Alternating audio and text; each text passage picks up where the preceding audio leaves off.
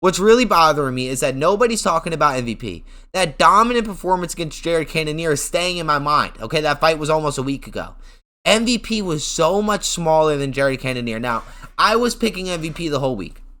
I was saying MVP is too stylistically complicated to even train for. He's like Wonder Boy. You cannot train for somebody like MVP. His footwork is immaculate. You're going to punch him. He's not going to be there. You're going to look like a fool. And then you're going to get embarrassed and not want to throw punches. That's exactly what happened to Jared. But right before the fight, a day, 2 days prior, I thought to myself, you know what?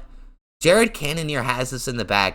MVP is not a true 185er, okay? He likes to hang out at 170. He's supposed to hang out at 170. He doesn't even look like an 85er. Let's keep it a buck. His legs are really small.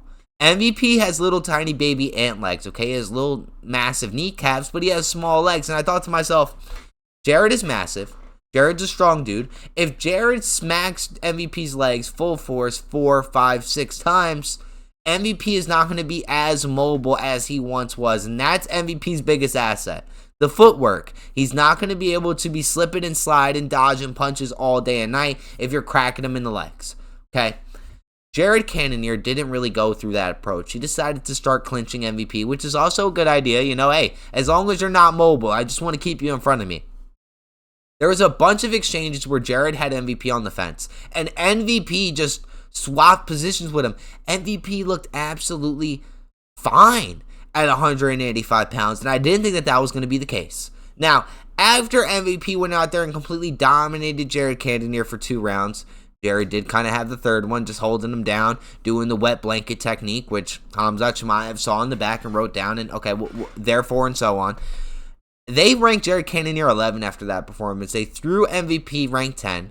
MVP has been fluid at 170, at 185 pounds, left, right, and center, but he's been dominant. Only one loss due to Ian Gary in the UFC, which was a pretty close fight. Let's keep it a buck. Now, he said that his next fight is going to be against Carlos Prates. Carlos Prates is ranked 9 at 170 pounds. He's coming off of a loss against Ian Gary, and then he just got the spinning elbow knockout over Geoff Neal, which I didn't see that coming, but we're not even going to talk about it. MVP does not have a chance at middleweight. Let's keep it a buck. He is 1 to 2 fights away, 2 fights max, to fighting for a title. Like it or not, MVP is on a nasty tear through the UFC. A tear of dominance, a showmanship. He's just showing his ass out in the UFC. That dude has 1 to 2 more fights left, if he wins them, to get a title fight. 2 fights max. If he goes out there and dominates against Carlos Prates, right? I'm not going to lie to you.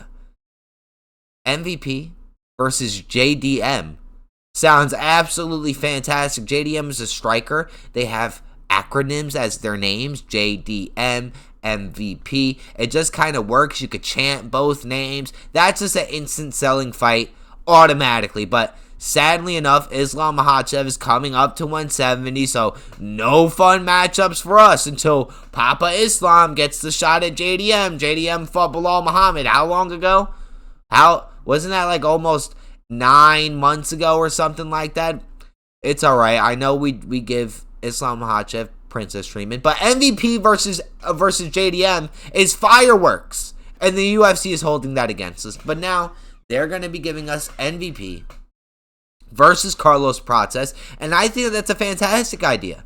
Give MVP strikers only. Maybe give him Michael Morales. Maybe give him Joaquin. Don't give him Joaquin. Do not give MVP Joaquin Buckley or Leon Edwards. Definitely not Sean Brady. Either Carlos Prates or Michael Morales at 170. All right? I think that sounds absolutely fantastic, but if MVP runs through Carlos Prates, that would make Carlos Prates 1-2 in his last 3, and MVP would totally get number 1 contendership.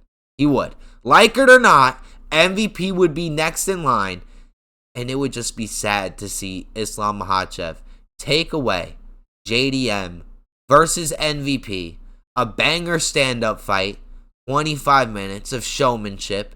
That MVP would more than likely win against JDM. Let's just keep it 1,000. I'm just dreaming over here. I'm gonna be honest. I'm just dreaming over here. MVP has me thinking. The dude is fluid through weight classes at 170, at 185, but Stay away from 185 MVP, bro, please. Just please. Khamzat Chimaev. I can't even dream of seeing you fight Khamzat Chimaev. I'm going to be 100% honest with you. But there are a lot of wrestling heavy dudes at 170, especially with Islam coming out there. Bilal's in there, Sean Brady, Shavkat, Usman, Colby, Gilbert. There's a lot of wrestlers at 170 pounds. So I get where he's coming from. I wish I could wish upon a star that MVP could make 155 to go to the Premier Division to stay with all the banger stand-up dudes except for Arman Sarukian. You know what I'm saying? Maybe we get a Max Holloway versus MVP fight at 160 pounds. Maybe a catchweight bout. Ooh, I think I just cooked there. MVP versus Max Holloway. BMF belt. 160, 165, something in the middle, so it's not a massive weight advantage for MVP. I mean, Max Holloway honestly shouldn't give a fuck. He beat up Justin Gaethje, and Justin Gaethje was way bigger than him anyway, but that, I think I just made the best fight that you can make for MVP or Max Holloway right now. MVP versus Max Holloway. Book it, run it, sign it, and give me a percentage, all right? I'll see you guys later.